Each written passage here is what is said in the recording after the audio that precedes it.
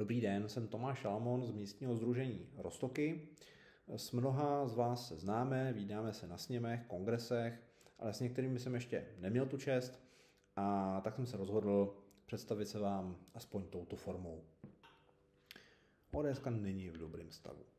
Nedávno jsme prohráli další volby, ty sněmovní, a potřebujeme zásadní změny. My na Praze Západ nejsme zrovna ve víru dění. Zvykli jsme si, že vlastně nemáme zástupce na moc vysokých úrovních, nemáme nikoho na úrovni vyšší, než je ta krajského zastupitelstva. My jsme oblast podnikatelů, profesionálů, dalších šikovných lidí. Ani já nemám nějaké politické ambice, jsem podnikatel, učím na vysoké škole.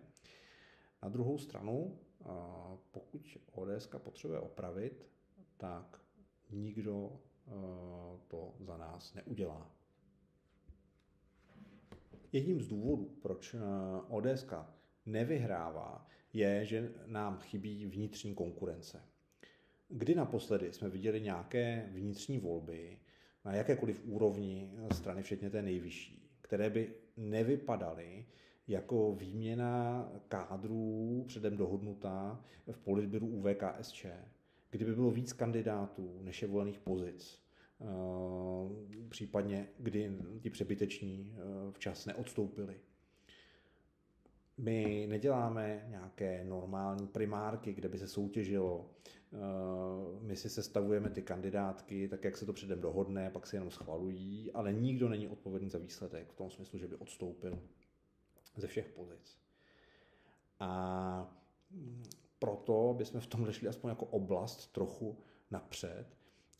Tak to byl jeden z důvodů, proč jsem se rozhodl to zvednout, tak říkajíc, a kandidovat proti stávajícímu předsedovi Michalu Pánkovi. A vůbec mi nebude vadit, pokud to případně, tak říkajíc, zvedne ještě někdo další. Protože konkurence je zdravá a kor ve straně, která je založena na tržní soutěži, prostě tohle to musí být elementární princip. Co chci dělat jinak?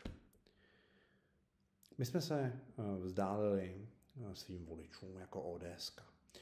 Ustoupili jsme z pravicových pozic, posunuli se doleva a dokonce jsme dopustili, aby napravo od nás vyrostla konkurence. Uvidíme, jak časem dopadne, ale teď tam prostě je. Jako oblast se musíme vrátit k tomu, co je předmětem politiky. Musíme tvořit vlastní programová témata, tlačit je nahoru a komunikovat je směrem ven.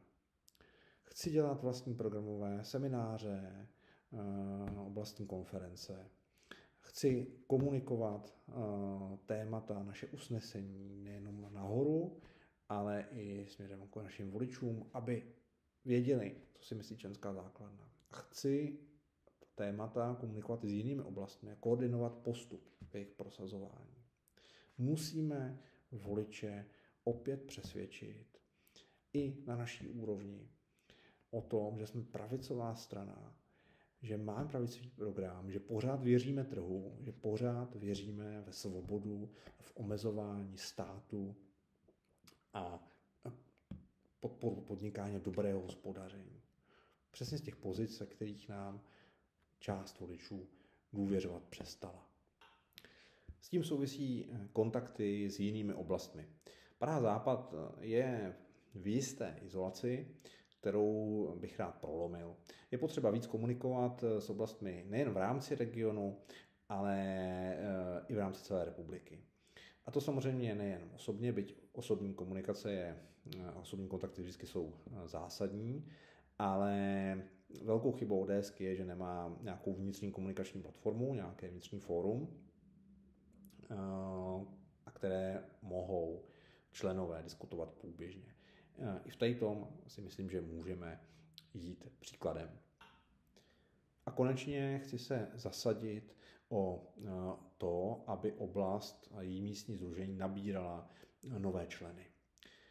Praha Západ má za sebou temnou kapitolu. Před 12 lety jsme museli být zrušeni a znovu založeni, protože se tu nabírali černé duše, ta předchozí garnitura to tak dělala. Ale obecně je nabírání členů, poctivé nabírání členů pro růst strany naprosto zásadní. Potřebujeme prostě nové lidi, potřebujeme se posouvat kupředu, potřebujeme růst, potřebujeme zvyšovat tu vnitřní konkurenci.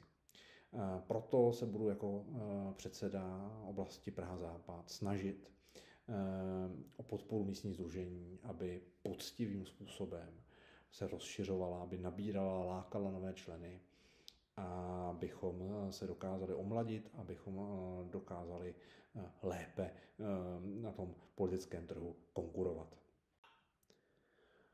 Pokud vám to, co nabízím, dává smysl, prosím o vaše nominace a o podporu vás, případně vašich delegátů na nadcházejícím oblastním sněmu Prahy-Západ. Díky.